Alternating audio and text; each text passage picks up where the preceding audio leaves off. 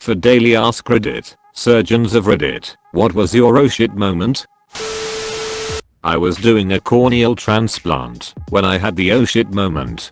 During surgery, I cut off the patient's own cornea and replace it with a new donor cornea. During that moment, when the host cornea was off, but before I could get the new one on, there's literally nothing on the front of the eye except a tear film and aqueous humor. Anyway, the patient takes that moment to start vomiting. The reason we tell everyone to skip food and drink is so they don't aspirate in case they throw up. This patient lied about eating breakfast and started throwing up everything. The eye is still open sky at this time. Everything inside of the eye can now become outside of the eye, and she's bucking and vomiting. Those not in the know will say this is not good. Those really in the know will say oh shit. Anyway, I had to grab the new cornea and start stitching as fast as I could on a patient actively throwing up. I used 10-0 nylon sutures which are thinner than an eyelash. It turned out okay but not great. Don't lie about eating breakfast before surgery, folks. Doing a C-section for this poor mum who'd been in labor for hours.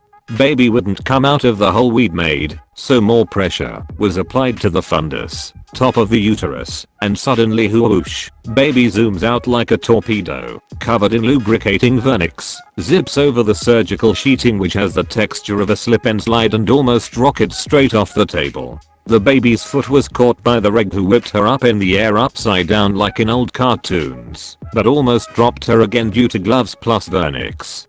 Thankfully the midwife was ready with a towel and caught the baby to wrap her up. Mum and dad seemed to think this was normal practice and didn't notice, but me and my colleague just stared at each other with a look of absolute horror. It still makes me shudder to think how close the baby was to hitting the floor head first. Never happened before or since. Not a surgeon, but was working in obstetric theatre in UK at Etoile last year. This is important as maternity wards are kept quite warm as newborn babies aren't good at regulating their temperatures. Combine this with a heat wave and the fact that in Britain we are not exactly used to high temperatures and we have the perfect storm. Mid-emergency Cassery and the scrub nurse assisting the op starts feeling faint. This is unusual as this scrub nurse worked in these theatres full time, so this was her bread and butter, so I can only conclude it was the heat. She has to step out so the show takes her place assisting the obs registrar with the section. This show looked extremely junior, as in first section ever, and they were trying to assist with the instruments in the uterus when they fainted. I had to jump in and grab the back of their theatre gown to stop them fasciplanting the open uterus and then sort of gently tug backwards to let them fall into me when someone else has taken over assisting. This show was not exactly small. Thank God the baby was already out. Surgeon here. I've dealt with loads of morbid stuff, but one thing that made me stop and go oh shit was a conversation with a young patient who had a perforated colon from diverticular disease, which is a common wear and tear of the colon. He was one of youngest patients I had seen with this condition and certainly the youngest with a perforation so bad as to require an operation.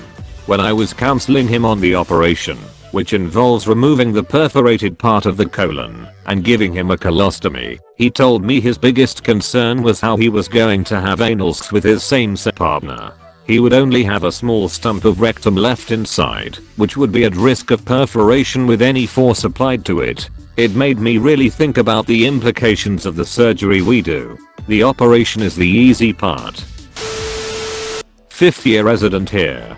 There are lots of bad oh shit moments throughout training, such necrotizing soft tissue infections, or takebacks for bad complications or deaths during cases. However, I'd like to share a recent positive oh shit moment. 15 cm kidney tumor with thrombus into the vena cava. Big incision, great exposure of the vasculature in the tumor. My attending and I are dancing around the aorta and vena cava.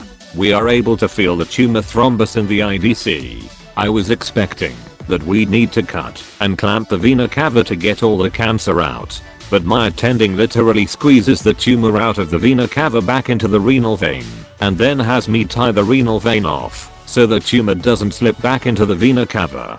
patient went home in like 4 days, margins were negative, and is still doing great. First time I felt like oh shit, I'm a surgeon. I was a patient. I had a liver transplant and was having an ERC done to place a new bile duct stent. Well, apparently my anatomy is different than normal and my lungs go more down my sides. So he accidentally caused a nick, which caused a hemothorax. So when I woke up I couldn't breathe. They did an X-ray and had to do a chest tube. Eventually I was so exhausted I asked to be vented, so he vented me. Apparently he cried, he felt so bad about it all. But it wasn't him being malicious or negligent, it was simply an accident. Not a surgeon. Thought I'd share this though. Husband went in for a routine colonoscopy, and as they were prepping him, anesthetist asks him if he's a ginger. My husband tells him yeah. When he was a kid growing up, he had fire engine red hair, though it's faded to a more strawberry blonde now. The anesthetist laughs and says, okay, I gotcha, we'll give you the redhead dosage, and winks. Well, my husband thinks it's a funny until he wakes up at the tail end of the procedure, pun intended, and doctors are just chatting it up and what have you. Turns out it's not a joke and redheads have some type of natural block to anesthesia.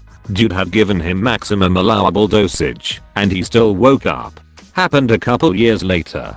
They gave him ketamine and some other shit to knock him out, to get wisdom teeth out. When he told dentist about the colonoscopy thing, he still woke up at the end of that one too.